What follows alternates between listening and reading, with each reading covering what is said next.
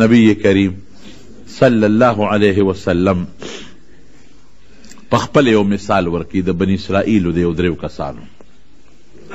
په بني اسرائیلو کې یو درې کسان په لاره تېرېدل، نو باران شو، په زلزل شو، نو دا درې واړه یو غار ته ننوتل. بخاري شریف کې یو اوږد حدیث دی او امام بخاري چې ولې نوم یې ښودلی دی نو هغه پې بره عنوان د حدیث الغار یې ښودلی دی، د غار والا واقعه. نو درې واړه ننوتل غار ته،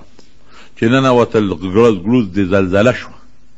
چې زلزله شوه د غار د خولې نه یو غټ کاڼی را پرېوته او د غار دا خولې بند. دی غریبانان په هغه غار کې دننه پریشانه ونښتل چې خدای اوس به څه کوو. رڼا بنده شوه، رڼا نه لګي، هوا بنده شوه، اکسیجن بند شو. خدای دا به اوس څه کوي؟ دا ډېر ګران کاري. نو درې واړه غریبانان په غار کې بند شو، تیږه پې پرېوته، اکسیجن، هوا، رڼا څه بند شو. دې کې دا یو کس ډېر هوښیار و. هغه وی داسې کار دی چې بغیر د الله نه بل څوک مونږ اوس نشي بچ کولی. مونږ چې بچ کوي نو پروردګار به بچ کوي، بل څوک نشي بچ کولی. او پروردګار چې مونږ بچ کوي نو الله به بچ کوي چې مونږ الله اوس خوشحاله کړو. که الله هم خوشحاله کړي نه نو مونږ نه بچ کوي. نو الله پسې خوشحالېږي په نیک عمل. او دلته په دې غار کې خو مونږ نیک عمل نشو کولی، مونږ خو په پریشانۍ کې پراته یو. نو راځئ داسې کار کوو چې مونږ په دنیا کې چا هم کم څه نیک عمل کړی دی نو خدای ته بیا ورمخکې کړو چې الله ما دا نیکي کړې ده، ما دا نیکي کړې ده. نو ممکن ده چې رب العالمین په موږ رحم وکړي. ډېره ښه. نو هغه یو کس وایي چې پروردګار ما خو یو نیکي کړې ده. نیکي مې دا وه چې ما مزدوران راوستل او کار مې پې کو او ورسره مې فیصله کړې وه چې دونه بروجې در کوم. نو چې کله ماښام شو، مازدیګرۍ شو، نو نورو له مې هغه خپلې مزدوري ورکړه او هغه یو کس هغه مزدوري پرېښوده او لاړ. ما ورته وچې لکه خپله مزدوري دی واله، اړو غږ یې ونه کړ لاړ.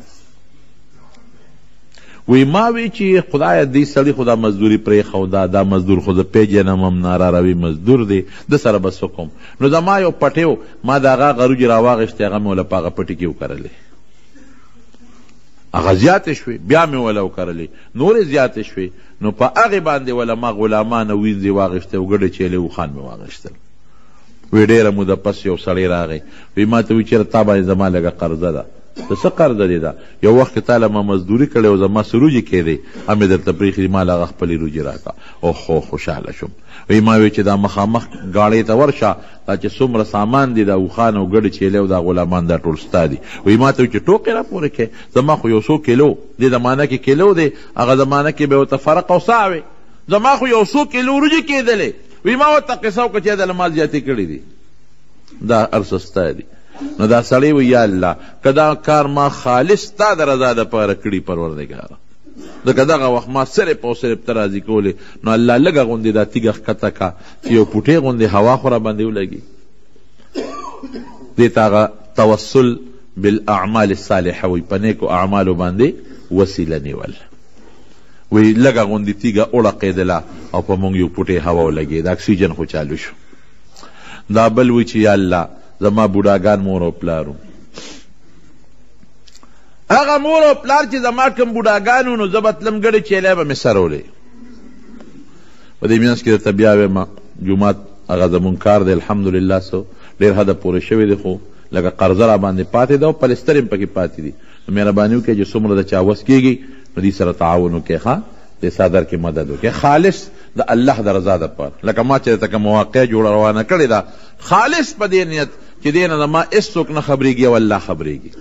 دا هر چا د خپل وس مطابق. دا د جومات مسله ده چې الله تعالی دا مسله حل کړي. بهر کیف وی ما دا چل وکړه چې ما به ګډې چیلی سرولې، خو چې ماښام به مې ګډې چیلی راوستلې نو ما به ترې پی واغېشتل. نو لومبې به ما مور او پلار باندې سکل، بیا به مې په خپلو بچو باندې سکل. و یو ځل نږدې ګیا کمه وه نو ګډې چیلی مې ډېرې لرې بوتلی وې. نو ناوخته رالم، نو چې رالم زما مور او پلار بوډاګان اوده شوي. نو ما هغه ګډې چیلی ولوشلې او هغه پی مې په جام کې واچولو. وی هغه ماشومان چې څومره و هغه راته رینګېدل، هغې جړل چې مونږ له پی راکړه. وی ما ورته وی چې تر څو مې د مور او پلار باندې نیس کلې نو هغې نه پورې تاسو له نه در کوم. وی دقسې ولاړو مو ماشومان په خپو کې رنګېږي چې د شپې اکثر حصه تېره شوه چې تېره شوه سهار قریب شو نو مور او پلار راویښ شو چې راویښ شو ما ته یې وکتل او بچې وی ما وی چې ماشومانو له به دې ورکړو نه بابا نه بیبي چې تاسو نیس کړې زما بچي به یې نسکي په هغې مې هغه پیوس کړل بیا مې هغه بچو له ورکړل الله که دا کار ما خالص تا د رضا دپاره کړي صرف دې له پروردګاره چې ته پرې راضي شې نو خدای لږ غونې دا کاڼې نوره موړه کوه چې یو پوټې داسې لږه رڼا خو راته لږه پیدا شي ګوره په نیک عمل الله خوشحالېږي که نه نو هغه تیږه لږه نوره موړه قیده خو د تلو لار بیا نشته دا دریم سوی دا دریم وی چې زما رتر لور وه دا ګورې د حضور پاک د مبارکې خولې واقعه ده زما د تره لور و زما ورسره ډېره زیاته مینه وه ډېر محبت و نو یو ځل ما د ګناه مطالبه وکړه نو هغې ما ته وی چې ما له به یو 100 اشرفۍ راکې نو زه به ګناه کوم نو زه خو غریب وم نو تکړه شوم لګیا شوم هغه مزدوري او قیسې پیسې مې شروع کړې هغه 100 اشرفۍ مې ورته برابر کړې نو ما ورته یو ځای مقرر کړ چې دې ځای ته راشه هغه خپلې پیسې دې واله وی هغه ځای ته مې راته راغه لور راله هغه پیسې مې وله ورکړې نو مې چې اوس به زما خبره منې او ډېره ښه ده نو وی دقه ځای کې یو زما رتر لور ده او یو ځای بل هېڅوک نشته نو چې ما هغې د ګناه اراده وکړه نو هغه په رپېدو شو په جړا شوه نو ما ورته وی چې ولې زه خو تا سره په زور ګناه نه کوم ما خو دله پیسې درکړې اجرت مې درکړه په پیسو په اجرت یې در کوم او ما دله دا پیسې په بلو دغه پیدا کړو تا راته ویلو چې دا پیسې پیدا کا نو دا په زور تا سره ګناه کوم چې اوس جاړې رپېږې وی اما ته څه وایي اما ته وی چې نه د زور خبره نه ده په دې نه جاړم په دې چې ما دا ګناه چاته نه ده کړې نو د الله نه یریږم لوی الله نه یریږم دې وخت کې هېڅوک هم نشته یو تی یو زیم یو پروردګار یو الله دی الله نه یریږم زمونږ نوجوان کل که دا سوچ پړه کې را پیدا کو والله که بیا د موبایل او د کمپیوټر غلط استعمال وکړي ته چې دا په موبایل باندې دا ګندونه ګورې او په کمپیوټر دا ګندونه ګورې نو د خلکو مخکې کتی شي نه د پلار مخکې کولی شي نه د رور مخکې کولی شي نه که تا دا سوچ وکړه چې دلته خو زیم او دا کمپیوټر دی او الله دی دلته خو زیم او دا موبایل دی او دریم څوک دی